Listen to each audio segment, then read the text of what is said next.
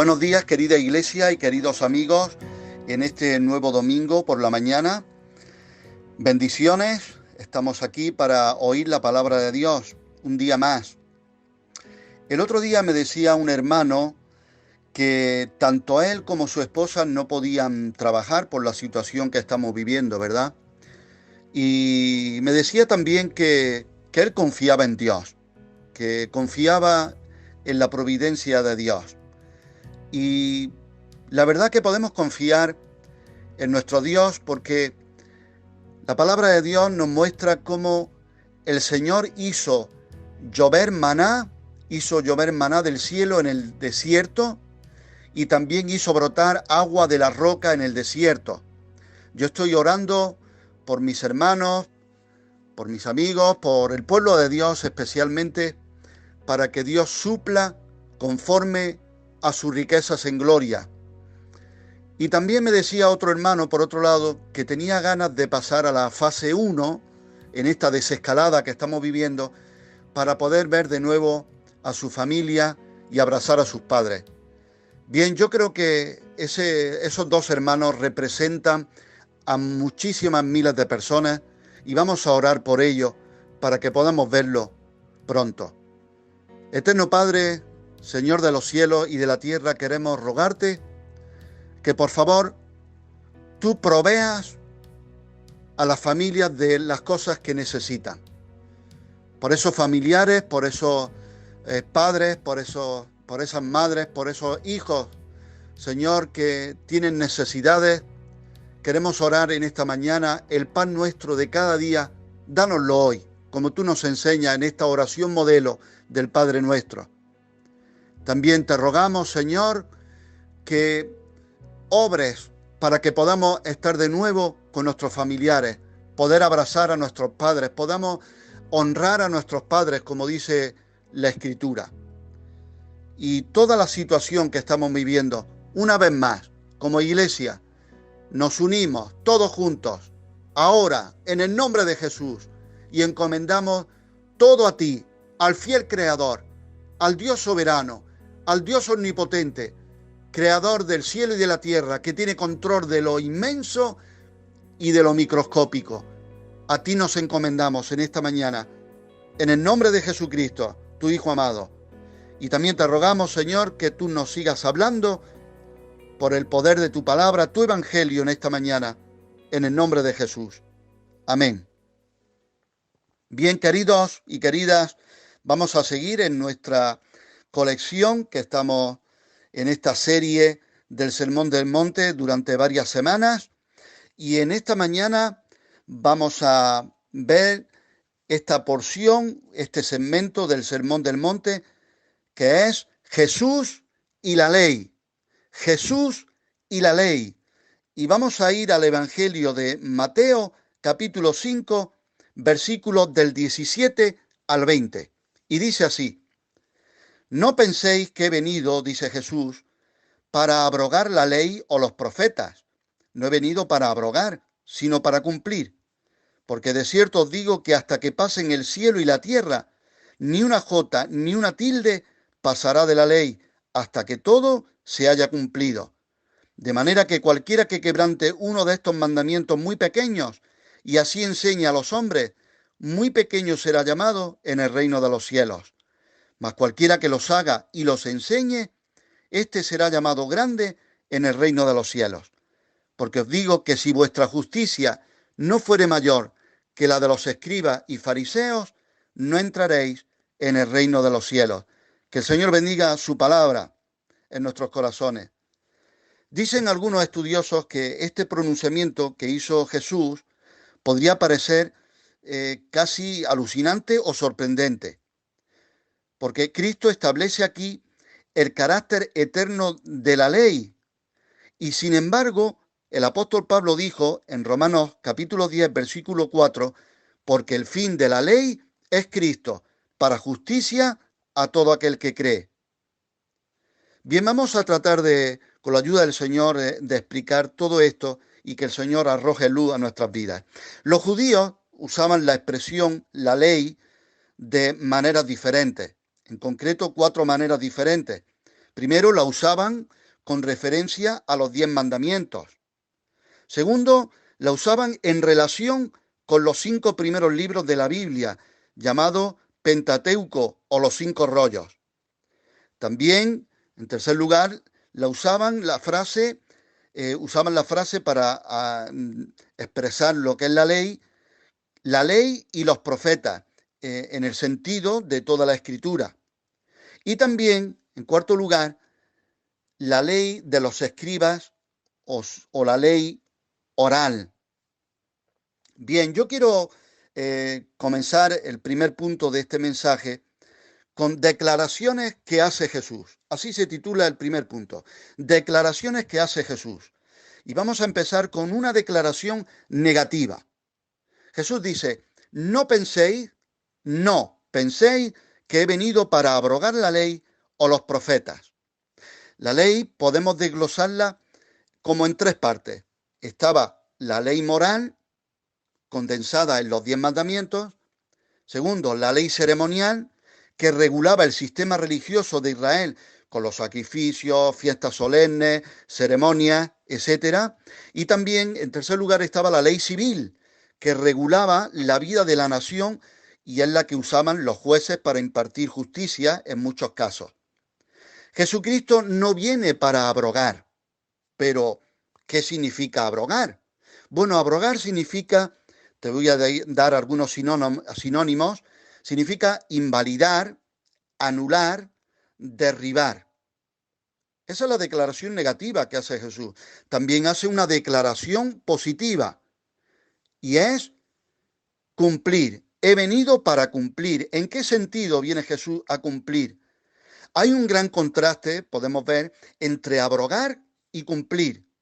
Cuando hablamos que una persona es cumplidora, ¿verdad? O decimos, este es un cumplidor, o una persona cumplidora, es alguien que cumple, ¿verdad? Que cumple, por ejemplo, que paga cada mes su alquiler, por ejemplo, pues dice, es una persona que cumple, ¿verdad?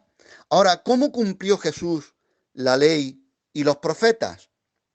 Bien, en primer lugar, la ley ceremonial, por ejemplo, la ley ceremonial, la cumplió llevando a cabo en su vida, muerte y resurrección, todo aquello que aquellas ceremonias, ritos y sacrificios simbolizaban.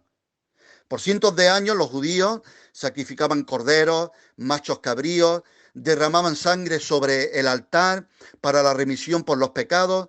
Asimismo, en la Pascua inmolaban un cordero como recordatorio cuando Dios los libertó de la esclavitud de Egipto. Y es por eso que cuando Juan el Bautista vio venir a Jesús, dijo de él, he aquí el Cordero de Dios que quita el pecado del mundo.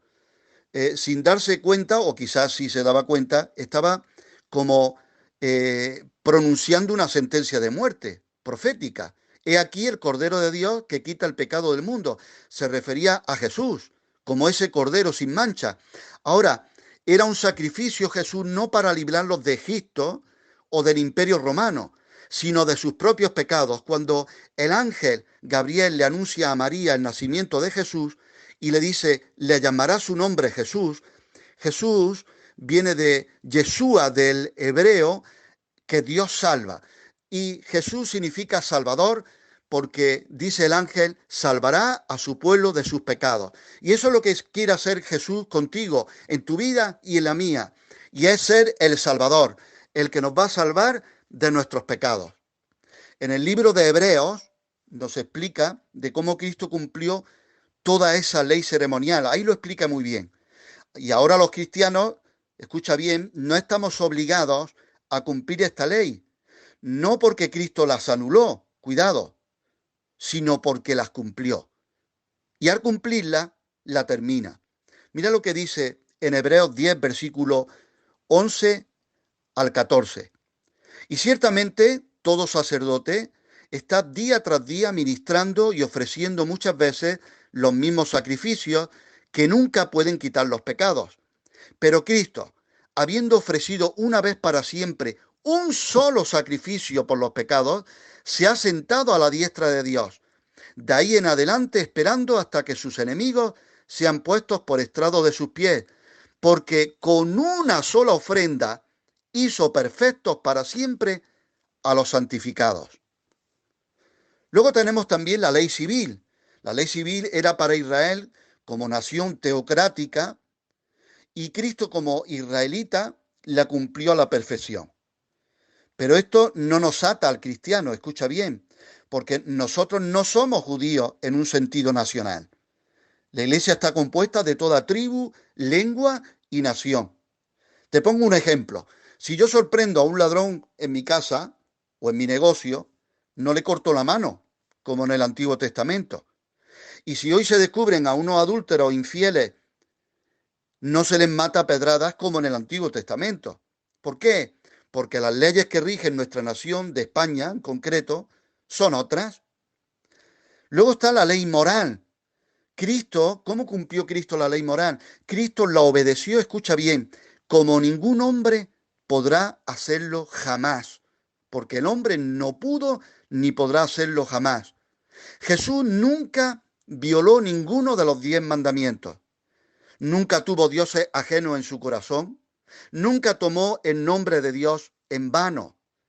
Cuando Pedro escribe su primera carta en el capítulo 2, versículo 22, dice: el cual, hablando de Jesús, no hizo pecado, ni se halló engaño en su boca. Alabado sea el Señor. No solo Jesús obedecía a esa ley moral, sino que, escucha bien, también sufrió sus castigos de los que no la cumplen. Y eso es para que tú y yo podamos estar libres de toda condenación. Mira lo que dice el apóstol Pablo en su carta a los Romanos, capítulo 8, versículo 1. Ahora pues, ninguna condenación hay para los que están en Cristo Jesús, los que no andan conforme a la carne, sino conforme al Espíritu. Y en Gálatas 3, versículo 13, el apóstol Pablo escribe: Cristo nos redimió de la maldición de la ley, hecho por nosotros maldición, porque está escrito: maldito todo el que es colgado en un madero. Cristo se hizo maldición para que tú y yo podamos heredar bendición. ¿Cuántos le dan gloria al Señor? De verdad, gloria a Dios. Cristo cumplió la ley moral escribiéndola, escucha bien, eso es lo que Dios quiere hacer en ti y en mí, en el corazón de los suyos, no en tablas de piedra, sino en tablas de carne en nuestros corazones, y concediéndonos también la capacidad para cumplirla. Mira lo que dice en Ezequiel el profeta, capítulo 36, versículos 25 al 27. Esparciré sobre vosotros agua limpia, y seréis limpiados de toda vuestra inmundicia, y de todos vuestros ídolos os limpiaré. Os daré, gloria al Señor, os daré corazón nuevo, y pondré espíritu nuevo dentro de vosotros, y quitaré de vuestra carne el corazón de piedra, y os daré un corazón de carne, y pondré dentro de vosotros mi espíritu, con E mayúscula, y haré que andéis en mis estatutos. ¿Quién lo va a hacer? Él. ¿Quién me capacita? Él. ¿Quién me santifica? Él. Gloria a Dios. Y haré que andéis en mis estatutos y guardéis mis preceptos y los pongáis por obra. El pueblo de Dios demostró año tras año que no podía cumplir la ley, que no podía cumplir los niveles que Dios exigía, aunque se lo propusiera. Hay una escena en la palabra de Dios, en el Antiguo Testamento, en el cual Josué le expone la ley y todo lo que el pueblo tiene que cumplir, y el pueblo respondió a gran voz: sí, lo cumpliremos. Pero Josué mismo les dijo: no lo haréis, no lo haréis, porque cuántas veces decían que lo iban a hacer, y cuántas veces decimos tú y yo que vamos a cambiar, que vamos a cumplirlo, que vamos a vivir conforme a la ley de Dios, y luego no podemos. Dios en nosotros hace posible que vivamos como a Él le agrada. Aleluya. Ahora, Cristo también cumplió los profetas, dice la ley y los profetas. ¿Y cómo cumplió lo que dicen los profetas? Lo cumplió de dos maneras, para entenderlo mejor de forma sencilla. Por un lado, usaba las demandas que los profetas pusieron en su predicación, como por ejemplo, arrepentíos. La predicación de Jesucristo no rebajaba lo que los profetas ya venían diciendo al pueblo de Dios. Lo que los profetas predicaban al pueblo de Dios, Jesucristo no iba a venir a rebajar ese mensaje, a suavizar ese mensaje, sino que lo confirmaba. Y la primera predicación en el ministerio de Jesucristo fue: arrepentíos porque el reino de los cielos se ha acercado. Y eso era la tónica general del mensaje que tenían los profetas al pueblo de Dios. Por otro lado, en segundo lugar, Cristo también cumple los profetas, pues valga la redundancia, cumpliendo en su vida y en su ministerio todo lo que los profetas habían dicho de él. Por ejemplo, en su nacimiento, Miqueas, capítulo 5, versículo 2, dice: pero tú, Belén Efrata, pequeña para estar entre las familias de Judá, de ti me saldrá el que será Señor en Israel, y sus salidas son desde el principio, desde los días de la eternidad. Aquí vemos, años antes, por el profeta Miqueas, dónde iba a nacer Jesús. En su muerte también, ya que el Salmo 22 dice 1000 años antes de su muerte de qué forma iba a morir Jesús, y eso que la cruz ni se conocía, porque la introdujeron tiempo después los romanos. Su precio al ser vendido también está profetizado. Ahora, vamos a ver, en segundo lugar, segundo punto, aplicaciones prácticas, siguiendo esta línea, sin perder detalle, aplicaciones prácticas de esta enseñanza, de cómo Jesucristo ha cumplido toda la ley. Aplicaciones prácticas. Nos puede guardar de dos extremos que han atacado a la Iglesia durante la historia. Uno de ellos, de ese extremo, es el legalismo. Hoy día algunos pretenden someter a los cristianos a una serie de leyes que no tienen potestad sobre los cristianos. Guardar días, lunas, fiestas, abstenerse de ciertos alimentos. Cuando el apóstol Pablo dice, en su primera carta a los Corintios, capítulo 10, versículo 25, de todo lo que se venda en la carnicería, comed, sin preguntar nada por motivos de conciencia, porque del Señor es la tierra y su plenitud. Y vivir en este legalismo, escucha bien, es una comprensión deficiente de la obra de Cristo en la cruz. Yo recuerdo, en cierta ocasión, estaba en un trabajo, en una boda, y recuerdo que había unas personas con las que estaba trabajando y estaba charlando, y ellos me decían que era muy malo comer carne, que era mejor ser vegetariano, que si Jesús fue vegetariano, etcétera, etcétera. Pero en ese momento que me estaban explicando todas estas cosas, estas dietas, estas normas, estas reglas, pues oye, pasó una chica bastante guapa, bastante atractiva, y entonces estas personas, pues, se le iban a salir los ojos de la cara, la verdad. Se pusieron muy...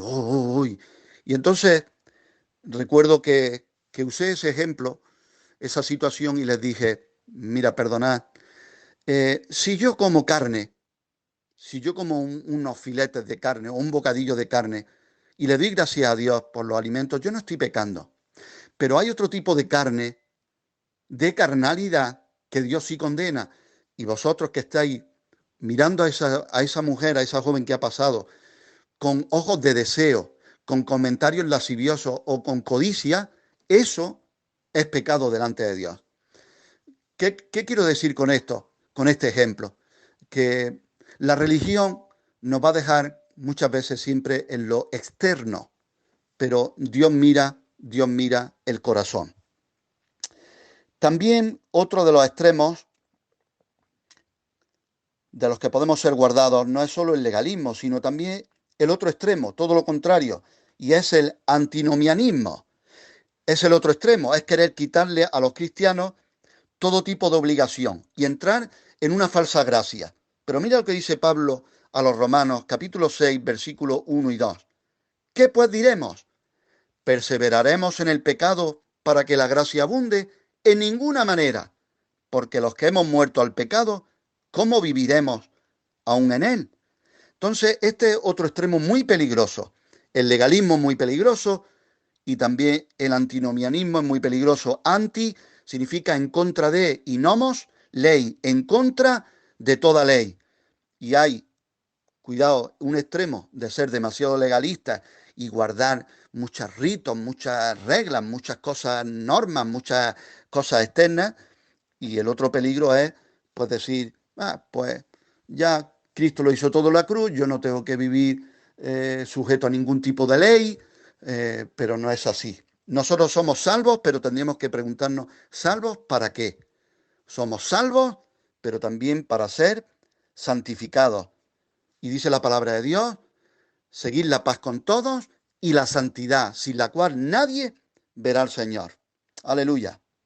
Bien, vamos al punto número 3 y lo he titulado La ley de los escribas, la más corriente en los tiempos de Jesús.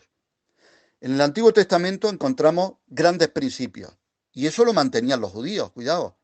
Pero también ese es el problema.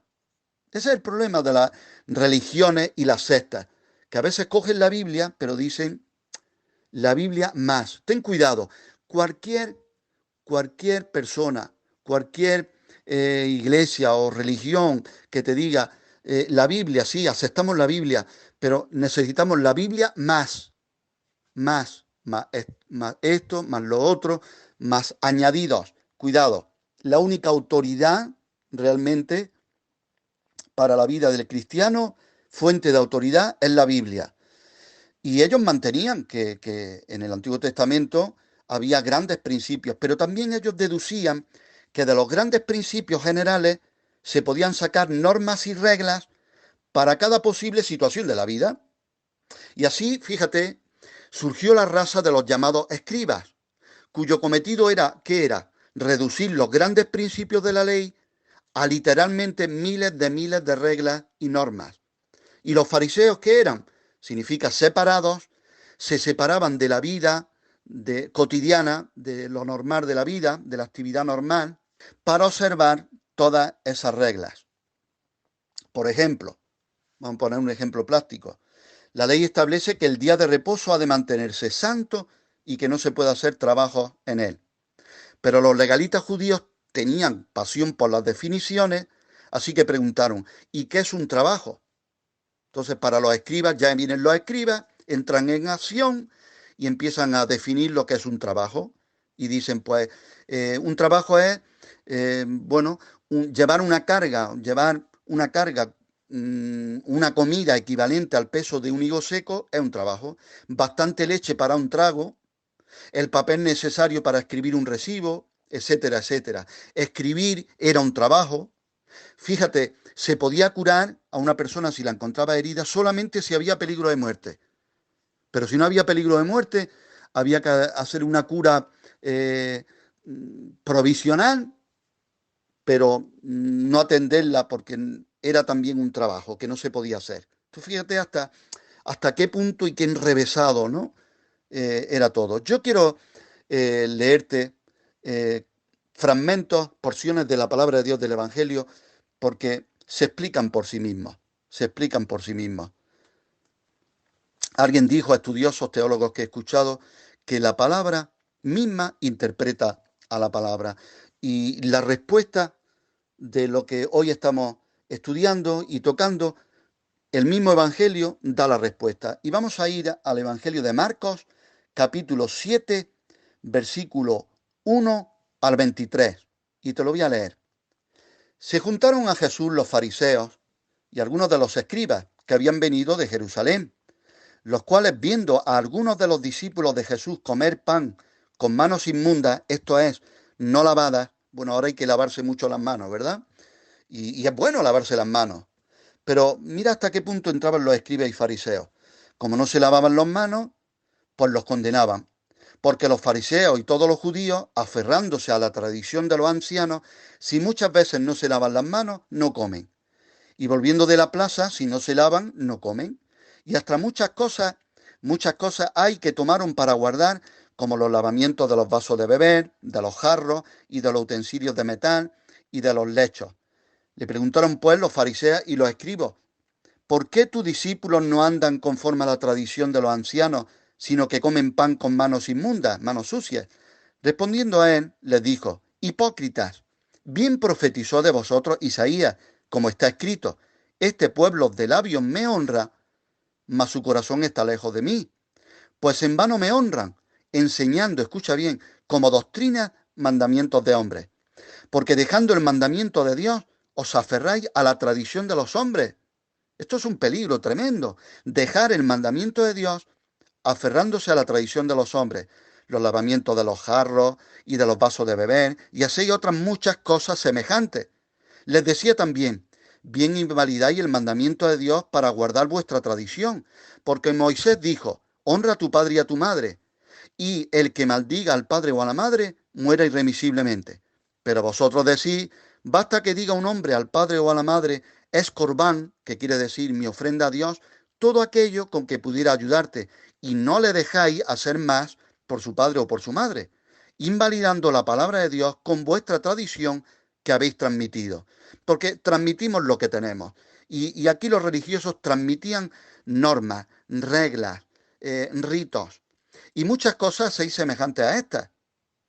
Y llamando así a toda la multitud, les dijo, oídme todos y entended. No hay nada, o nada hay fuera del hombre que entre en él que le pueda contaminar, pero lo que sale de él, eso es lo que contamina al hombre. Si alguno tiene oídos para oír, oiga. Cuando se alejó de la multitud y entró en casa, le preguntaron sus discípulos sobre la parábola. Él les dijo, también vosotros estáis así sin entendimiento y necesitamos que Dios nos dé entendimiento en esta mañana. ¿No entendéis que todo lo de fuera que entra en el hombre no le puede contaminar? Porque no entra en su corazón. Jesús está hablando aquí ahora de otra contaminación más importante. Sino en el vientre y sale a la letrina. Esto decía, haciendo limpios todos los alimentos. Porque la palabra de Dios dice también que el reino de Dios no consiste en comida ni bebida. El reino de Dios no consiste en palabras. El reino de Dios consiste en poder. El reino de Dios es justicia, paz y gozo en el Espíritu Santo. Aleluya. Pero decía Jesús que lo que del hombre sale, eso contamina al hombre. Porque de dentro, del corazón de los hombres, salen los malos pensamientos, los adulterios, las fornicaciones, los homicidios, los hurtos, las avaricias, las maldades, el engaño, la lascivia, la envidia, la maledicencia, la soberbia, la insensatez. Todas estas maldades de dentro salen y contaminan al hombre. Querido y querida que nos escucha, eso es lo que contamina al hombre. Todo ese tipo de pecados que salen del corazón, no si como esta comida o como la otra. Aleluya. Mira lo que dice en Mateo también, vamos a Mateo 23, versículo 23 al 28.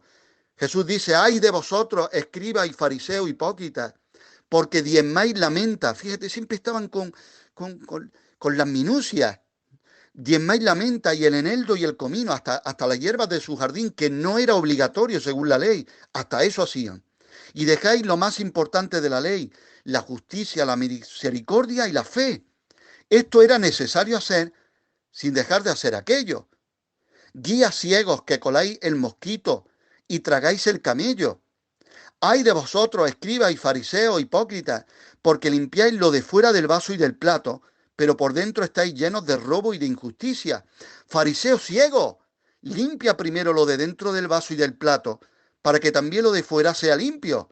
Ay de vosotros, escribas y fariseos hipócritas, porque sois semejantes a sepulcros blanqueados. Mira cómo predica Jesús.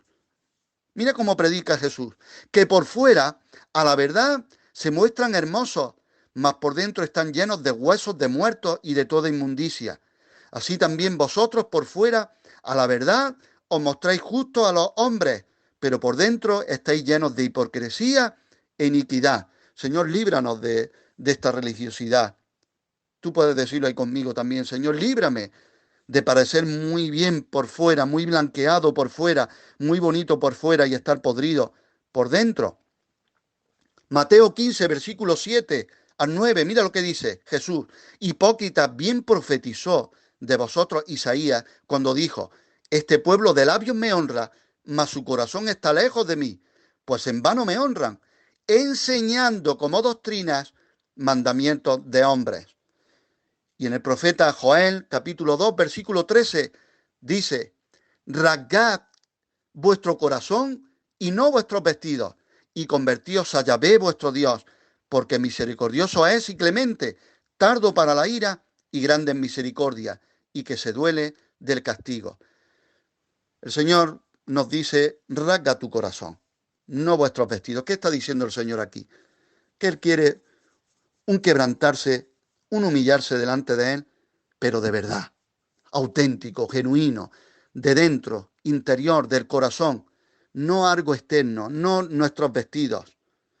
Hay un famoso dicho, ¿verdad?, entre nosotros, muy conocido, y es que el hábito no hace al monje, ¿verdad? El hábito no hace al monje. Bueno, nosotros necesitamos realmente la justicia imputada de Cristo en nuestras vidas, y necesitamos que Él habite dentro de nosotros.